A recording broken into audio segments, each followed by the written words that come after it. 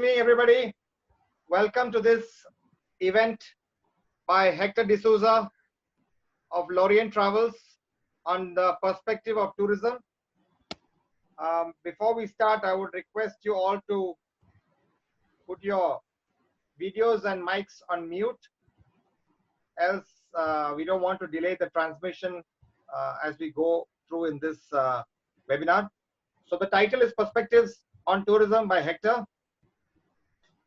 And Hector is the founder of Lorient Travels, which was established in 1986. So it's been 34 years of Hector being in the travel business. He will be speaking about his observations on tourism based on his travel, mainly across India, Europe, and North America, spanning over 40 years. His observations and recommendations are supplemented with statistical data whenever available. Besides being an avid traveler, he has been documenting his travel for the past 25 years. He writes very well across different journals and publications. Let's listen to Hector as to what he says, suggests, and postulates after the dignified speakers have addressed all of us today. Before I continue, I must say Hector is the PR head of Scholar Club of Mumbai South, and he is very active in different forums. With us today are three distinguished members as well. I would introduce them one by one. We have Mrs. Madhura Kati, who is the Managing Editor, India, South and West Asia, E-Global Travel Media, Australia. We also have Mr. Sheldon Santwan from, he's the Editor and CEO of Travel Biz Monitor, Mumbai. Welcome, Sheldon. And we also have Professor Dr. Prem Sagar Vivek, who is a former professor of sociology, University of Mumbai. He has taught the subject of sociology of travel and tourism at postgraduate level.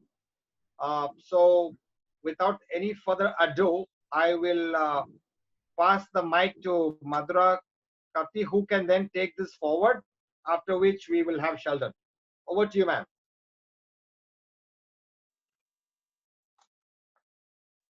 Hi, everyone. Isn't it nice to be talking of travel after a long period of lull? It seems like a newfound freedom, the freedom which comes with many riders. We all know that tourism was the first and among the most affected sectors during this lockdown. Going forward, travel will be among the first sectors to bounce back, maybe at a cautious pace, for it is human nature to roam around and explore, especially waiting to set foot outside home after a long spell of lockdown. When there is caution, which all of us will learn to adhere to as it becomes a new normal and a necessity for all of us. Financially sound, avid travelers will be among the first to venture out. Nearby and long self-drive destinations, devoid of big crowds, will be considered safe. Meenakshi Sharma, a director at India Tourism, said during a recent webinar that the farthest will be the safest destinations for now. She also expressed her department's desire to spend on marketing domestic tourism for the first time. We all know that India, with an ancient, well-developed civilization and cultural diversity, offers many vivid attractions that each one of us may never be able to complete all in a lifetime. It's also a need of the hour to invoke nationality in us by traveling and promoting travel, of course, while adhering to all safety precautions to support more than 10% population that is directly or indirectly dependent on tourism. With a little extra sincere effort, we can include a portion of that displaced migrant population which is struggling to survive into tourism, while simultaneously taking pride in exploring one of Earth's oldest cultures, along with its well-evolved art, architecture, traditions, and cuisines that we all call our own. Rural and agriculture tourism can be a potential frontrunner in this new era of slow travel. Yes, it's going to be a slow travel in many ways. There will be a need for more time during preparation and while traveling because of the new norms of lifestyle that are coming into effect. Indians traveling to different states or to different destinations within the state has always been a robust business. There were more than 1.86 billion domestic tourist visits last year, as against 18 million for tourist arrivals. That is 100 times more than the foreign arrivals. And it's growing at a double the rate of foreign tourist arrivals. What more? Domestic tourist market has always been resilient even during difficult situations. So there is a big opportunity to unearth, explore, and promote those rare hidden treasures of India while promoting the popular attractions and destinations. If those remote attractions were left out of the itinerary for lack of connectivity and infrastructure, think again. When capital cities like Paris and Madrid can create cycle paths on once crowded main roads, why can't we promote that last mile connectivity with cycling, hiking, or even bullock carting? Rugged roads can pass as adventure if packaged well. We all have to put the patience that we acquired during the lockdown to test. Slow or experiential travel as a niche segment is best suited for the current situation. It has many advantages too. It will be stress-free, more friendly to environment, help local communities, and give a sense of satisfaction to the traveler. Among the many lessons learned during our long home is the ability to appreciate forgotten or neglected age-old natural remedies available for healthy living. Travel to seek wellness will be a new trend. My grandpa used to say that different eras saw the dominance of one human factor. Like the righteousness was the dominant trait in one ancient era, while physical strength was looked up to in another. Intelligence powered the rest in a particular era, which followed with the material riches. All indications are pointing to an upcoming era of health and wellness. India, with its faith knowledge, will be a front runner in this direction. Food and medicine.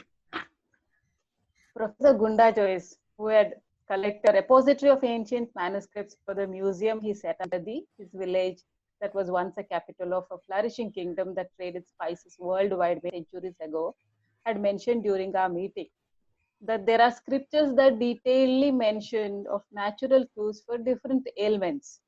Even food and spices used in our everyday cooking act as medicines if administered precisely. Each environment and season calls for a particular food. While promoting India's diverse cuisine, let's also lay stress on consuming locally available cuisine rather than insisting just on standardized dal makhani or gulab jamuns. As travelers, let's keep our minds open to accept new local cuisine of the area that will be best for us in that particular environment. We are lucky to have survived a kind of apocalypse.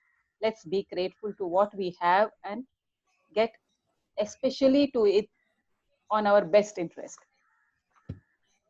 Wellness is a holistic health that includes physical, mental, and beyond. Did I say beyond?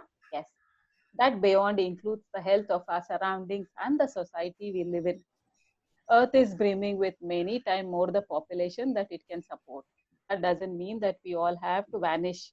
We can still live comfortably if we follow Mahatma Gandhi's saying, there is enough on this earth for everyone's need, but not for greed. Tourism has the capacity to lead mankind as it binds everyone in some way or the other. We all know that Bali is among the leading tourist destinations of the world. People of this small island in Indonesia, make a traveler feel at home with their charming, simple, friendly, and friendly hospitality that comes from their philosophy of life. Trihita Karana, the philosophy that was adopted from our own forefathers centuries ago, elaborates into a universal balanced living with fellow beings that includes all living beings, balance with the environment, and finally with the Almighty. So simply put, in It encapsulates the whole human behavior into a simple frame, making it easy to understand and follow. Let's all follow that. Sri Hitakarana. Thank you all for being patient audience.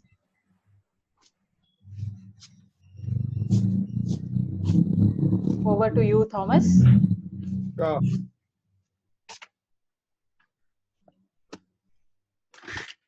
Thank you very much. Thomas, I yeah. think it was very enlightening and a lot of food for thought. And I think now we should pass the floor to Sheldon to take it forward. Thanks, Thomas. Very good afternoon, everyone. I'm sure more or less everybody's really fed up of attending webinars, doing webinars, talking about the same thing. I know that I am. So I'm trying to keep this really brief. All I'm trying to do is share my perspective with all of you all, and it's a perspective actually that's been picked up by talking to various people from this industry, outside this industry, and also with people from around the world. It's not new that this industry has completely been crippled with the coronavirus. It's not just brought this industry to a standstill in India, but worldwide. And I'm not sure when that's going to be unshackled. Will travel come back, especially in India? Yes, travel definitely will come back, because India has always been one of the most resilient countries in the world when it comes to travel. How has that been? It's been proved time and again. We never stopped traveling when our country has been in crisis. We've never stopped traveling when there's been a crisis in the Middle East, when there's been a crisis in Thailand, when there's been a crisis in Europe, or whatever you have to talk about. So it has been proven that Indian travelers will travel, and they are the least concerned about global tragedies. But when will this crisis come back? That is the big question. And I don't think any of us or anybody around the world, who I've attended a lot of experts speaking about this over the last 1 or 2 months, and no one has correct answer to when this is currently all going to come back. There are plenty of travel surveys being done. They're being done by all and sundry. They're being done by publications. They are being done by travel companies. They are being done by research houses like McKinsey and whatever, right? But I think, in my opinion, it's too early to do a travel survey, because nobody has a clue what is going to happen in the next few months. Travel surveys, if they needed to be accurate, I think should be done somewhere in late August, and that's actually going to give us a clear idea of maybe what's going to happen. Right now, these surveys mean nothing. Because in India, as we sit right now, the worst of the corona crisis is yet to come. There's going to be a further shakeout. There's going to be more job losses. There's going to be a far bigger spike in infection and in the fatalities. So let's make no mistake about this. Our spike is coming in July and August. We've been relatively safe till now. Once things settle, only then can we make any real predictions. So I'm not sure how people are actually talking about stuff right now. So for airlines, these surveys are crucial, because their deployment depends on this. When do they deploy? What fleet size is going to happen based on this? And if I have to really hazard an educated guess based on what all I've heard, I would say that travel would return in some form by November or December this year. It will enter a consolidation kind of rebuilding phase in all of 2021. Let's make no mistake. There are a lot of people I've been speaking to even yesterday who said that travel is going to rebound and we'll be rocking by the first quarter of 2021. I don't think so. We're going to be in this consolidation and rebuilding phase in 2021 before we see some stability in the year 2022. And maybe late in the year 2022, we will be back in all our travel numbers of what we were in 2019. So I'm saying that in late 2022 is when we will achieve the 2019 figures, and the actual growth and I'm saying worldwide, this is not restricted to India. So I see that growth in travel will actually resume from the year 2023. It's going to take us a couple of years just to establish and get back to where we were. And unfortunately, that's how I see it. But we will see a lot of new trends happening. We will see consolidation happening for survival. We will see new business models emerging all the time. Because the world of travel as we know it has seen a complete transformation and will continue to see it. We haven't seen anything yet. Alternate revenue streams are going to be very interesting, but that's going to be the order of the day for most travel companies. As you can already see in cases like people like Make My Trip and stuff like that, they've already started exploring alternate revenue streams, and that's going to be a big one going forward. The coronavirus situation, while I may have sounded very negative so far, there are quite a few positives also that have actually come both at the macro level as well as when we look at the micro level only at this industry. The big one is that the world is actually healing itself from, all the destruction that we have caused. It's coming back to what it used to be. Global warming is improving. Greenhouse gases are improving. You can see it in the news every day. The situation in terms of the pollution, the greenhouse effect, all of that is coming down. The ozone layer is closing up, and that's on the macro. That's on the macro stuff. In India, actually, this is a big opportunity for us economically, because the world order after this would have changed significantly. And in India, we stand to gain big time if we can take our chances. Because obviously for political reasons, we're not going to talk about which are the countries that are going to be facing the flak or going down. But all of this doesn't affect in India at all. India is in a great place. In the next 2 or 3 years, this is a great chance for us, not only in the travel industry, but in all our other places in the economy, to take our rightful place in the world stage. And this coronavirus is going to have a serious backlash on some of the other countries that have been world powers till now. And I just hope the government actually does things right. A few policy changes and could make us a world superpower overnight. On the micro level, for the travel industry, I see that a lot of the pretenders, a lot of the fly-by-night operators are going to fall away completely. Only the real serious players will survive this up to the year 2022. And I don't see that as a bad thing. The business models will evolve. There will be new avenues that have come up for cost cutting. We've been seeing the benefits of this work from home model. That's going to allow a lot of travel agencies and travel companies to actually cut costs and become far more efficient than what they were. Low cost travel will actually rule. Right now, we've been chasing a lot of luxury travel. We've been chasing a whole lot of other travel. But I think in the short term, in the next 12 to 18 months, we're going to see that low cost travel is going to rule the roost. The airlines and the hotels will have to comply with the customers' choices. And just like everywhere in the world, there's going to have to be very attractive packages that come out for a 7-day holiday and a 14-day holiday. And all the low-cost airlines are going to have to tie up with the airlines and the DMCs to offer these choices, because that's what's going to come back first before anything else.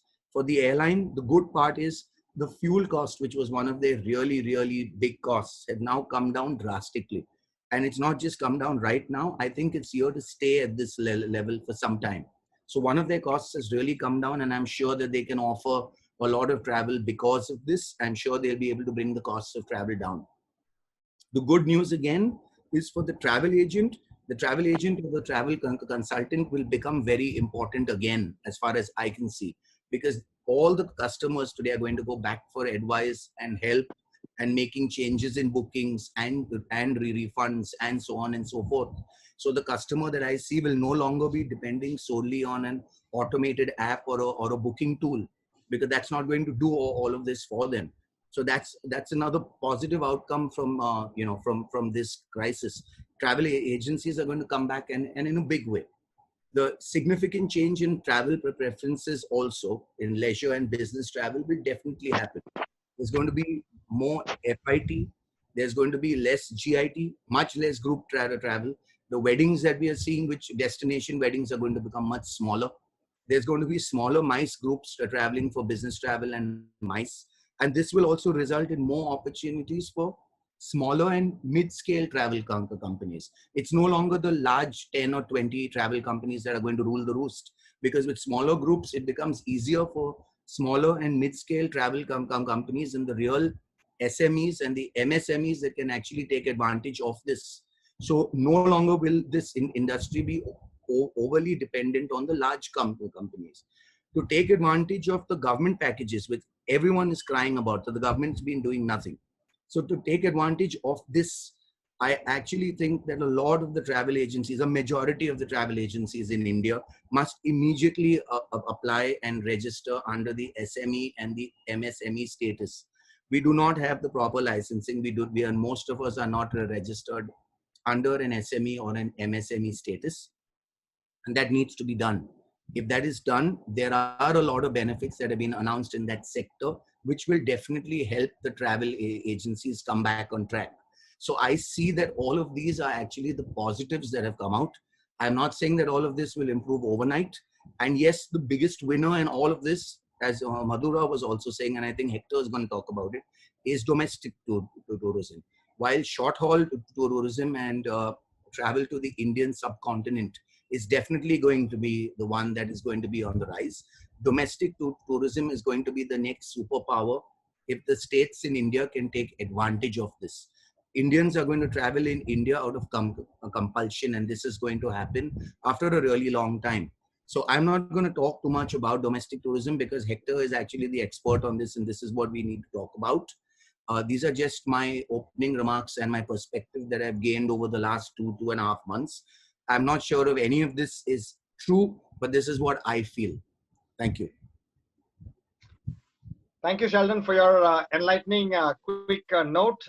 Just for the interest of the public, I must highlight a couple of very important points he's brought up. The first being domestic travel, the second being low fuel cost.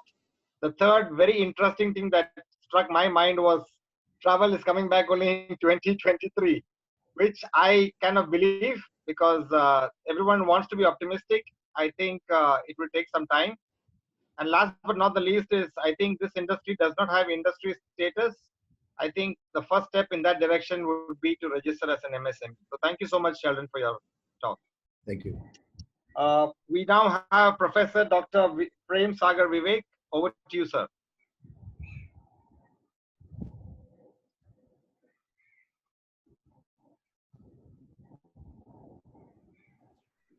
Good afternoon, everybody. Am I audible, doctor? Hello. Yes, you are audible. Okay. Good afternoon. It is my proud privilege to have been invited by tourism veteran Hector D'Souza to be a resource person at this webinar on perspectives on tourism. I met him for the first time in 2005 when I had to travel to Mauritius for an academic assignment. His simplicity, honesty, and grasp of required minute details of itinerary for travel abroad on one hand, and at the same time, the professionalism and humane approach it's fine. You could see. Brought me closer to him. Was that fine? Over the years. I was prompted by his success in conducting the academic course in NMIMS, a Deemed University on Destination Management some years ago for graduate students to introduce a postgraduate level semester course in Sociology of Travel and Tourism in 2011 and at the Department of Sociology, University of Mumbai, which I continued to teach it for almost 6 years. Sociology has only recently discovered tourism as a field of systematic inquiry since 1970s.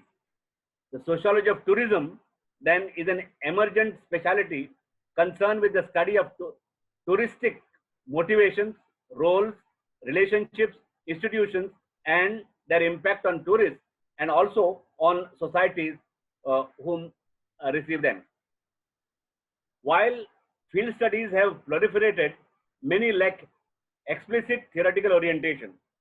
There are at least 8 aspects of tourism which I can talk about from the point of view of sociology, requiring explorations in conceptual and theoretical understanding. And these are, I'll just mention in short. First, tourism as a commercialized hospitality. Second, tourism as a democratized travel.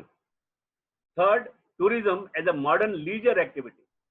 Fourth, tourism as a modern variety of traditional pilgrimage. Fifth, tourism as an expression of basic cultural themes. Sixth, tourism as an acculturative process. Seven, tourism as a type of ethnic relation. And eight, tourism as a form of neo-colonialism. In this regard, it would be important to develop some kind of a perspectives, and here I submit for your consideration and also opinion. The perspectives which I am talking about, there are about 8-10 of them. I'll read out. Practical travel was first experienced by backpackers seeking newness and reality and rarity. That is the first one I feel which is required to be taken up. The second one is the number of tourists received are directly proportional to the number of facilities which are offered.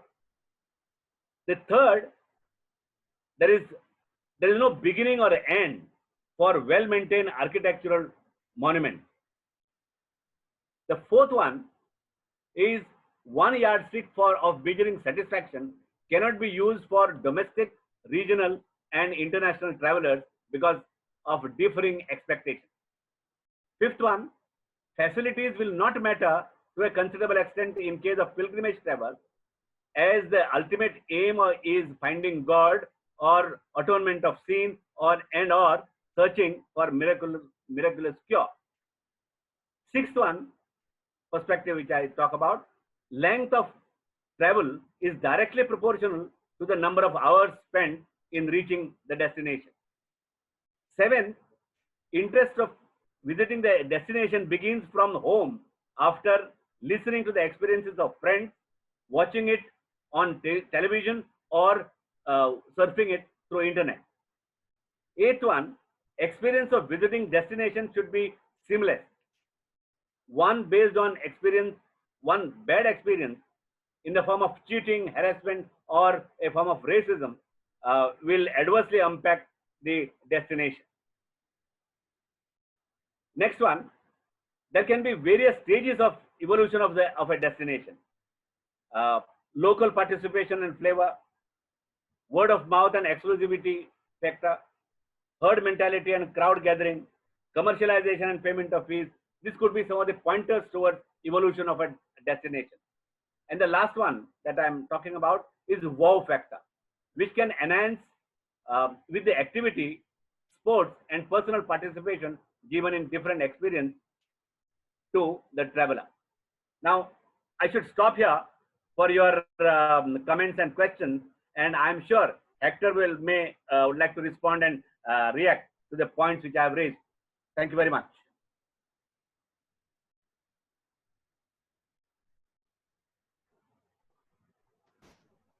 Thank you, Vivek. Yeah. You actually spelled it out very correctly. And I will start with my presentation. Can you all see me? Yeah. Okay. Let me start with my presentation. At the outset, thank you everyone for joining this program. And it's a hot afternoon. In spite of that, everyone has come. I'm very happy. This program is also being streamed live on Facebook. So without spending too much time, I will start with the presentation. And it's a PowerPoint presentation, which will take about 30 minutes. And we will start with the first slide.